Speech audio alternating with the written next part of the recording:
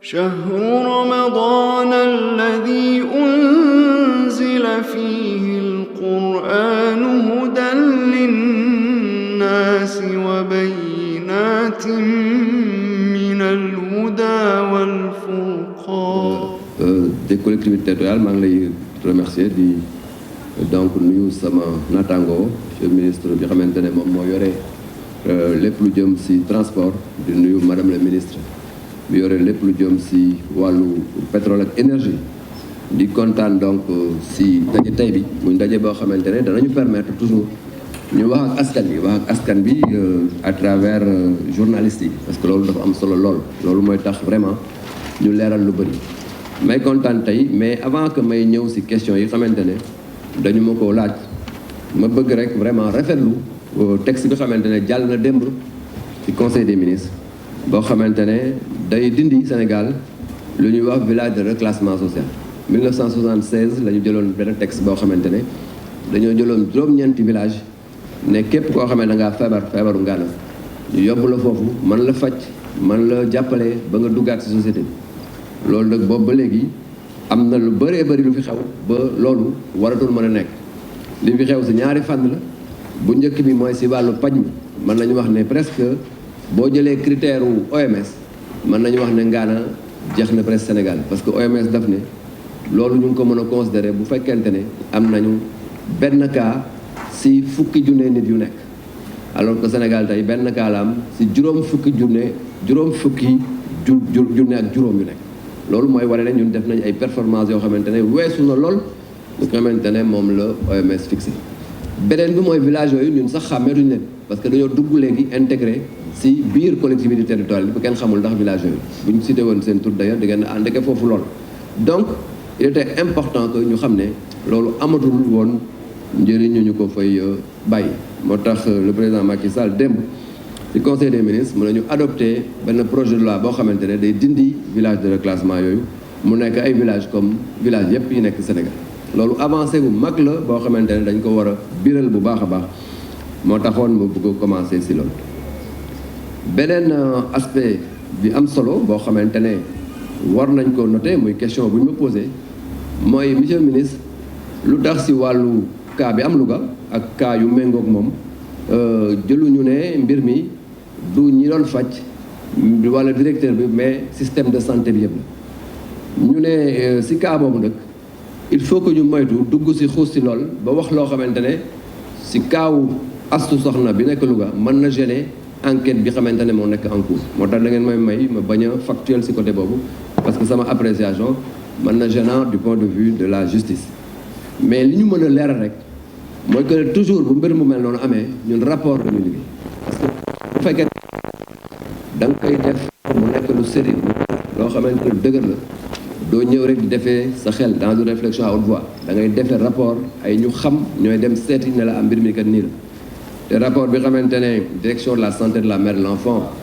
ak la chaire de gynéco de l'université de Dakar ñoo ko piloté li mu ñu indil xam nañu fa ñuy situer responsabilité te d'ailleurs il y a quelques années je crois que c'est en 2017 bu ngeen fàttale ko cas bu mel nii ba mu amee Pikine rapport bi dafa génne woon leneen loo xamante ne indexé wul woon personnel de santé man ministre maa jóg a jóg jël la parole ne la responsabilité des chirurgiens engagé wuñu ko du tout je crois que cas de figure bi nag leneen la joxe moo tax décision yooyu ñu jël ko may wax ne mbir mi du tuuma bu ñu teg ci kaw sage-femme yi du tuuma bu ñu teg ci kaw médecin yi du tuuma bu ñu teg ci kaw personnel de santé et d'action sociale yi j'insiste beaucoup là-dessus moom laa woowoon tout à l'heure bi may wax nasaraan ne il faut pas que l'arbre cache la forêt l'arbre de la non-performance ne doit pas cacher la forêt de la performance benn nit mën na nekk fa mu nekk def ci benn instant T loo xamante ne moom lañ ko tuumal il faut pas que nag ñu partir de là foog ne dañ ko saaw ñëpp ñun xam nañ ne personnel de santé et d'action sociale yi muy sage-femme yi muy infirmier yi muy médecin yi muy chirurgien dentiste yi muy pharmacien yi ñoom ñëpp xam nañ effectivement seen ngóora te réew mi wax na leen waaw góor ba tey bu yàggul dañu def loo xamante ne àdduna bépp moo ko ràññee ba réew mi wax leen ci waaw góor bon nag ñun xam nañ ñoom lan mooy seen taxawaay mais xam seen taxawaay du tere bu fekkente ne kenn def na loo xamante ne mën na donc indi jéeya boo xamante ne du rafet bu ñu bàyyee cas boobu mu jàll boo moytul responsabilité individuelle boobu mën na tax ñu tuumaal ñëpp moo tax il est important que dans un système lu mel noonu bu amee ñu indexé ko correctement bon nag mbir mi du mbiru corporation mais mbiru individu la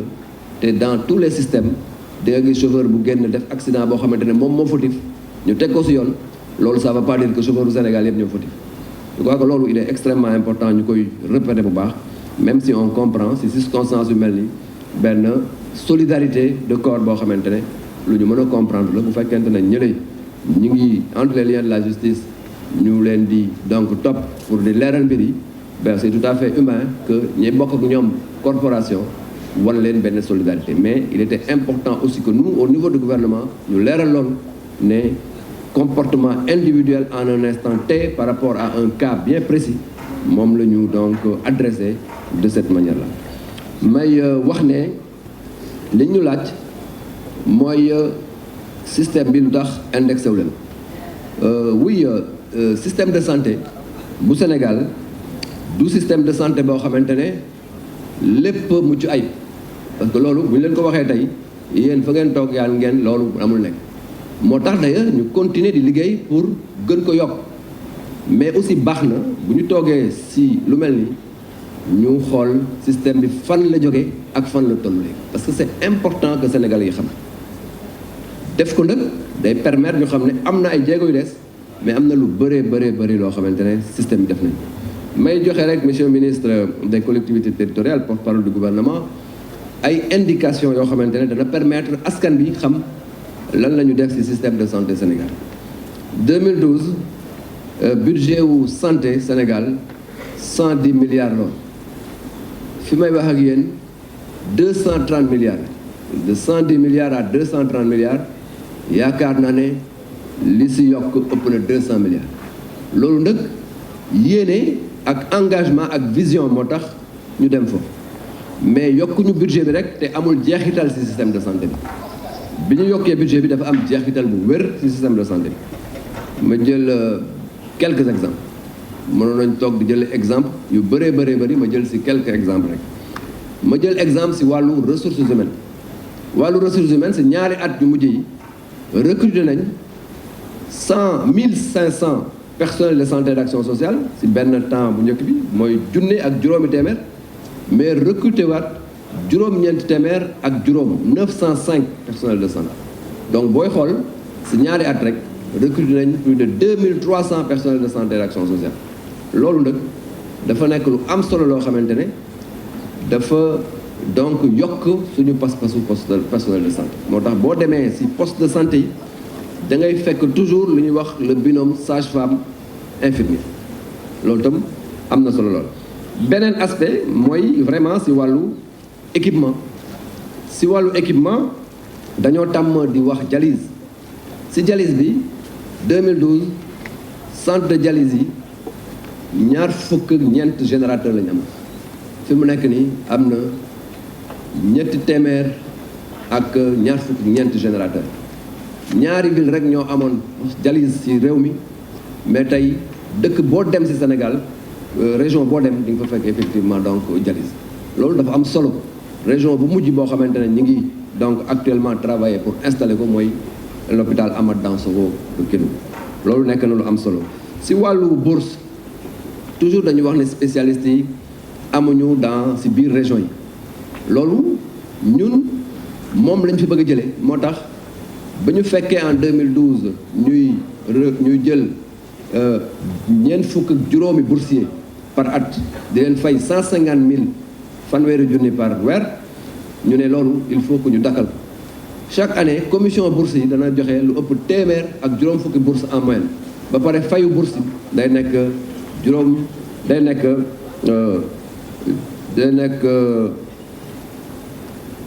benn fukki junni par weer muy lu am solo parce que dañoo doubler effectivement donc taux de bourse bi ma jàll ci ambulance yi Sénégal bi ñu ñëw 176 ambulances lañ fekkoon si réew mi yëpp li ñu jënd si ambulance boobu ak léegi ëpp na 500 voire 600 ambulances donc on a acheté plus de 3 fois effectivement les besoins d'ambulance. SAMU national amul woon Sénégal actuellement le SAMU national mi ngi Dakar am na antenne Saint-Louis am na antenne Touba am na antenne Kolda am na antenne Kaolack loolu mooy tax ñu faciliter lu ñuy wax la référence contre référence mooy nit boo ko indee si poste de santé bu fekkente ne centre la war a dem nga yóbbu ko fa rapidement boo war a dem hôpital nga yóbbu ko fa rapidement lii lien bi mooy l'ambulance te foofu def nañ ci am solo te SAMU national ñëpp gis nañ taxawaayam si Covid bi boo woowee 15 ñu fekk la fa nga nekk pour mën la jox effectivement les soins yi ñu la war a jox. may fàttali itam lu am solo si wàllu gratuité benn laa si jël mooy gratuité de la chimiothérapie chez la femme tey lépp looy chimiothérapie boo amee cancer du col de l'utérus ou bien nga am effectivement cancer du sein doo fay chimiothérapie te actuellement d'ailleurs ñu ngi réfléchir pour voir est-ce que duñu dem au niveau de la gratuité des soins au lieu de rester sur la gratuité de la chimiothérapie loolu mooy wane évolution ak yéene bi son excellence le président Macky Sall am si wàllu santé duma leen fàttali les 4 hôpitaux réalisés en l'espace de quelques années et c'est une première dans l'histoire du Sénégal voire en Afrique muy itam loolu lu ñu war a noter le centre national d'oncologie ñu commencé ko à Diamniadio mu war a traiter le cancer de A à Z loolu itam lu am solo la le Sénégal vraiment dafa positionné wu comme benn hub sanitaire dans quelques j'allais dire mois di ngeen gis le vaccinopole de Diamniadio ñu taxawal fa donc benn usine boo xamante ne lépp lu jëm ci vaccin Covid mais du yem rek ci vaccin Covid mais vaccin yeneen yi nekk ci PEV bi daf koy defar. رمضان الذي أنزل فيه القرآن هدى للناس وبينات من الهدى والفرقان